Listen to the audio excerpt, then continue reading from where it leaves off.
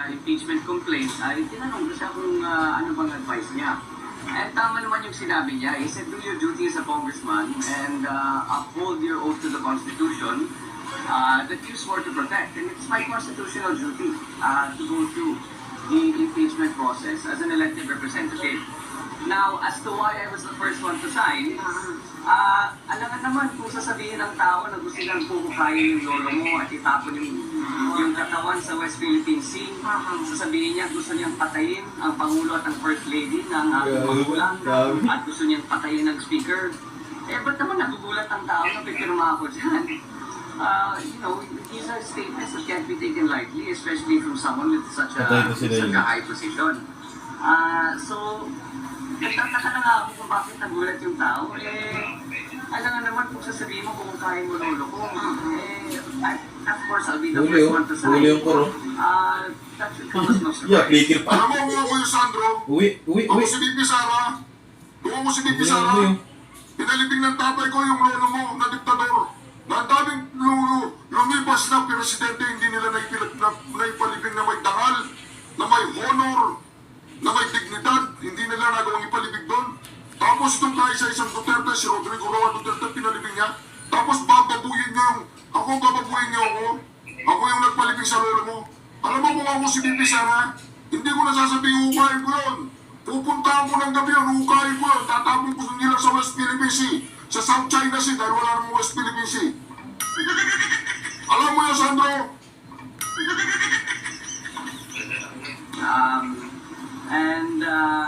So that's why I was the first one to sign.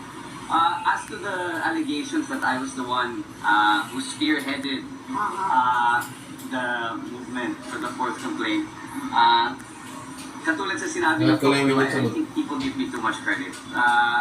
I was given the opportunity to sign, and I did sign, but I did not spearhead any movement, or I did not try to convince anyone. Sinungaling. In-spearhead mo, hindi mo in-spearhead. Sinong number one? Di ba ito yung number one? So pag sinabing spearhead yan, sinong namumuna doon? Ikaw. Tapos yung uli, yung tito mo para siguradong walang nakaligtas sa 215, tapos may humabol pang 25 para sa pera. Hindi mo ba mga ka-reaction? O ito tuloy natin ha? I think they did that on their own volition. I did ask what their opinions were and if they were going to sign or not. But that's about as far as to the extent as to my involvement in collecting the signatures.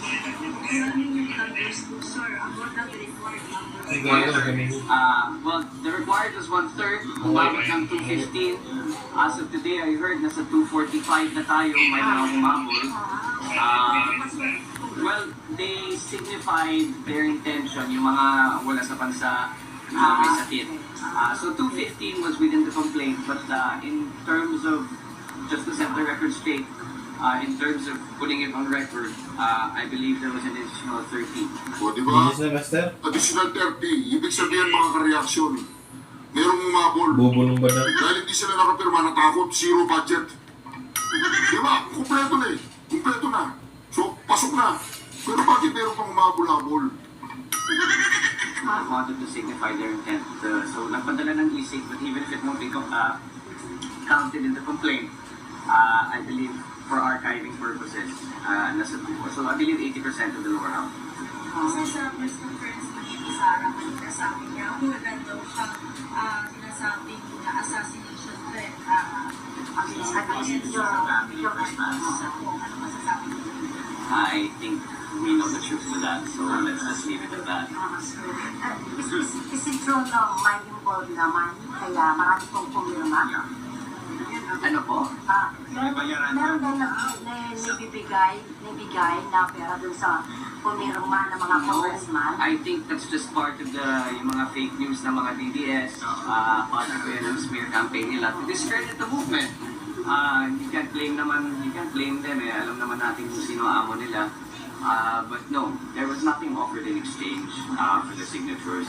I was there in the room. Pinag-uusapan talaga ang articles of impeachment. And then people were given the choice to sign or not. But whether there was any exchange or any monetary offer or any sinasabi nila may atap or apis na kapalit, walang ganun. Walang ganun na ibinigay. Diba? Sino nagsisinungaling? Sino nagsisinungaling mga ka-reaction? Itong si Jake Cyrus, itong si Sandro, o itong si Dug? Yan. Sino pong nagsisinungaling sa kanilang dalawa? Sabi po ni Dug, ito sabi ni Dug, ayan o, nakita po ninyo, uli ang ating mga programa at mga proyekto. Tapos masyadong delikado kung masiro ang aking budget. Yan po ang sinabi ni Dug. Tapos sinasabi po ni Sandro Marcos, wala daw nangyaring bayaran. Wala daw mo nangyaring pag-titrat na mawawala ng budget. Tama po sinabi ni Richard Gomez. Ayan po ang sinabi ni Richard Gomez. Sige lang, ang importante ang inyong congressman na may baruganan. Sige lang, palagpakan po natin si Richard Gomez.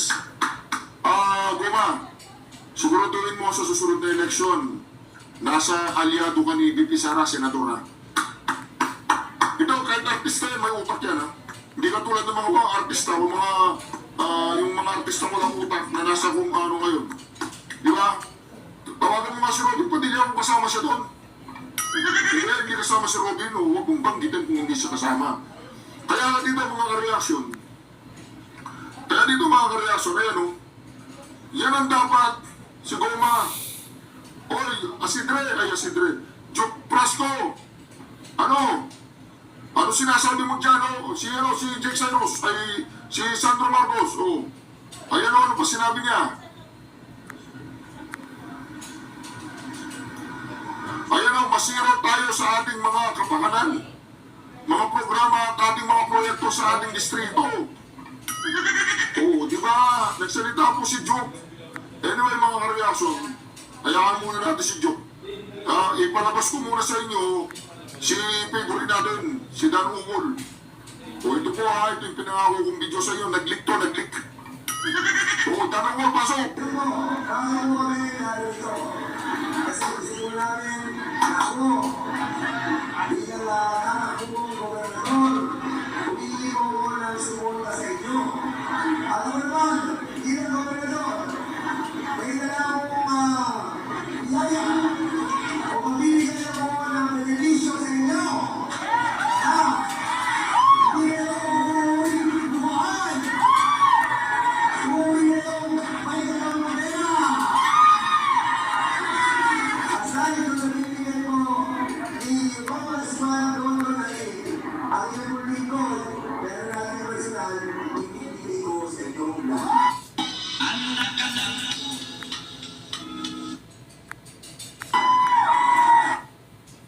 Umpisahan po natin dito, ha? May dala akong biyaya. Alam mo, may dalaga po siyang biyaya.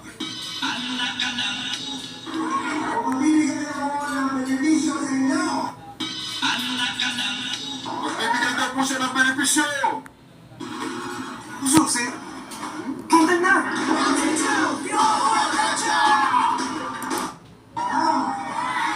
Hindi na ako bumaan. Hindi daw po siya uwing luhaan. Umuwi na ako may dalang modena. Uuwi daw silang may dalang pera. Asal ko sa bibigyan mo ni Congressman Rondo Nain, ang iyong lingkod, pero natin personal, pinipili ko sa inyo.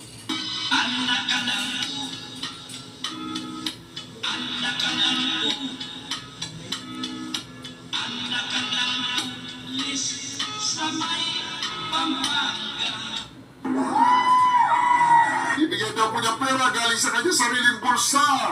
Pero maganda dito, hindi ka po tayo gobernador, nabibigyan na po kami ni Rondo at sa congressman. Lalo naging, pag siya na naging congressman, ako naging governor, si Vice Governor, naging Vice Governor ng Mate. Simple, ang ibigay namin sa inyo.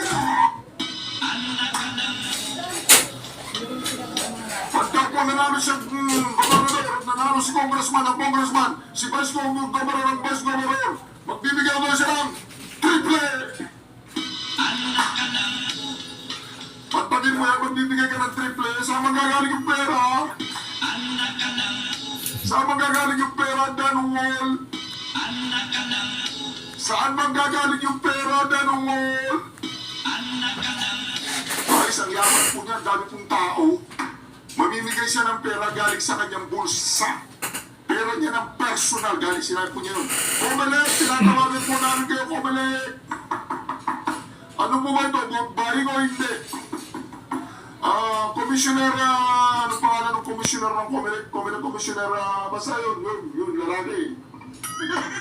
Oo, yung lalaki, yung matini idol ng mga tumatakbo ngayon. Si Commissioner nakasalamin. O di ba mga kareaksyon? Kaya dito mga kareaksyon, makikita po natin ang uri ng pangangampanya po ni Dan Ungol Fernandez. Okay po ba yan? Okay. Okay po ba yun? Okay po ba yun? O ito, pakinggan po natin ngayon si ano. Ito yung magkakasalpukan eh. Naniwala si Senate President Francis Escudero na intensyon ng saligang batas na dumating sa punto na matapos, maresolbahan at papagpasyahan ang impeachment case. Aniya, ito ay trabaho ng isang impeachment court na inihahalin tulad niya sa Court of Appeals, Supreme Court o Sandigan Bayan, kung saan kahit sa ordinaryong regional trial court na nagpalit ng judge, tuloy ang kaso. Ito ang unang beses na mangyayari ito. May karapatan sino man mag-question ito. Pero tulad ng sinabi ko, hanggat walang TRO ang Korte Suprema, gagawin namin kung ano ang tingin namin tama kaugnay sa paglilitis na ito. Ngunit muling paglilinaw ni Escudero, mahaba pa prosesong pagdadaanan bago pagsasagawa ng aktual na impeachment trial. Kapag natalakay na ito sa plenaryo, sa oras na nagbalik sesyon na ang Kongreso sa Hunyo, maaaring abutin pa ng isang buwan o higit pa ang aktual na paglilitis. Ibig sabihin, tinatayang maisasagawa pa ang mismong trial sa 20th Congress. Most likely when the new Congress already enters into its function, that means after SONA. SONA, I think, is on July 21, so trial will commence after that date. Dagdag pa ni Escudero, sa ngayon ay ginagawa na nila ang draft ng impeachment rules na maaaring matapos sa loob ng 2 linggo. Target nilang mapadala ito sa lahat ng mga senador upang mabigyan sila ng sapat na panahon na mapag-aralan bilang paghahanda sa pagtatalakay nito pagdating ng June 2. Asher Tadapan Jr., UNTV News and... So ibig sabihin po, binanggit po ni Escudero dun yung Supreme Court. Heto. Kaya na ito sa plenaryo, sa oras na nagbalik sesyon na ang Kongreso sa Hunyo, maaaring abutin pa ng isang buwan o higit pa ang aktual na paglilitis. Ibig sabihin, tinatayang maisasagawa pa ang mismong trial sa 20th Congress. Most likely, Nakakalin tulad niya sa Court of Appeals, Supreme Court o Sandigan Bayan, kung saan kahit sa ordinaryong regional trial court na nagpalit ng judge, tuloy ang kaso. ito ang unang beses na mangyayari ito. May karapatan sino man mag-question ito. Pero tulad ng sinabi ko, hanggat walang TRO ang Korte Suprema, gagawin namin kung ano ang tingin namin tama. Hanggat wala daw hanggat walang Supreme Court, hanggat walang... Court na nagpalit ng judge, tuloy ang kaso. Ito ang unang beses na mangyayari ito. May karapatan sino man mag-question ito. Pero tulad ng sinabi ko, hanggat walang TRO ang Korte Suprema, gagawin namin kung ano ang tingin namin tama kaugnay sa paglilitis na ito. Alam na po! Kung ikaw si Escudero, o kaya kung ikaw ang miyembro ng Senado, aayaan mo bang ma-impeach si VP Sara Duterte ang nag-impeach mga komunista? Aayaan mo bang ma-impeach ang VP Sara Duterte kung alam mo ang mga nag-impeach mga kaliwang grupo? Di ba mga ka-reaction? Alam naman natin yung mga kaliwang grupo na yan, sino mga sinusuporta nila eh. Kung nasa tamang katinuan ka, isa ka senador, pababayaan mo ba na mai-impeach sa isang vice-presidente ang nagpa-impeach sa mga komunista? Ay, hindi sila komunista? Pagitanggal po sa record yung salitang communist tayo ni aid of the legislation. Di ba mga ka-reaction? Oo, ngayon. Narinig niyo si si Escudero. Oo, ibig sabihin, iniintay niya yung TRO ng Supreme Court. Sabi niya, habang walang TRO na nanggaling sa Supreme Court, itutuloy lang namin yung impeachment procedure. Kapag may TRO na, magpapahinga na kami. Bilisan yung TRO. So, ibig sabihin ng impeachment, dead on arrival. Oo, di ba? Akala ko hindi alam ni Escudero. Alam pala. So, ibig sabihin, hindi natin sila pwedeng pag-debatiin ni Makalintal tsaka si Escudero. Pero pag inabar natin si Makalintal, Attorney, so ang ano na nga talaga, kanina ang mature na talaga ang Senate, wala nang mangyayari. Ano kung tingin niyo yung mga pwedeng scenarios? Doon sa impeachment ni Sara. Impeachment ni Sara. Well, kapag ka ang impeachment case ni Sara Duterte ay sinimulang dinggin sa June 2, katulad na sinasabi ni Senator Gis Escudero, ay patay na ang nasabing impeachment case na yan kasi wala ng panahon ang present Senate nito ay matapos hanggang June 30. Kasi maliwanag sa Rule 44 ng Senate Rules mismo na kapag ka ang Kongreso ay eh, tama na, patay na. Tama, tabi mo, impeachment, basura mo na yan, tapon mo na yan. Alam po ni Escudero yun. TRO, galing Supreme Court. Hindi matatapos yan, walang impeachment. O makakatipid ang gobyerno. O gusto ba niyong ma-impeach si Sara Duterte, nagpa-impeach mga makakalawang grupo? Hindi nag-celebrate yung mga NPA sa mundo. Nag-celebrate yung mga terorista, mga enemy of the state. Anyway, mga reaction, malaya po kayong mag-comment sa comment section. Yung kay Barbers, sa susunod na video na lang. Yung kay Barbers. Next video. Wala na po tayong oras na, 30 minutes na tayo. Anyway, mga reaction, maraming salamat muli sa pagsama niyo sa ating napakaganda reaction video. Oo, reaction TVPH4, papasalamat sa inyo. 415,000 strong subscribers na po tayo. Yung po, napakarami na natin at patuloy pa rin po tayong dumarami. Yung po mga bago pa lang dyan, mag-subscribe na kayo sa ating Reaction TVPH YouTube channel. Shukran, God bless you all. Duterte!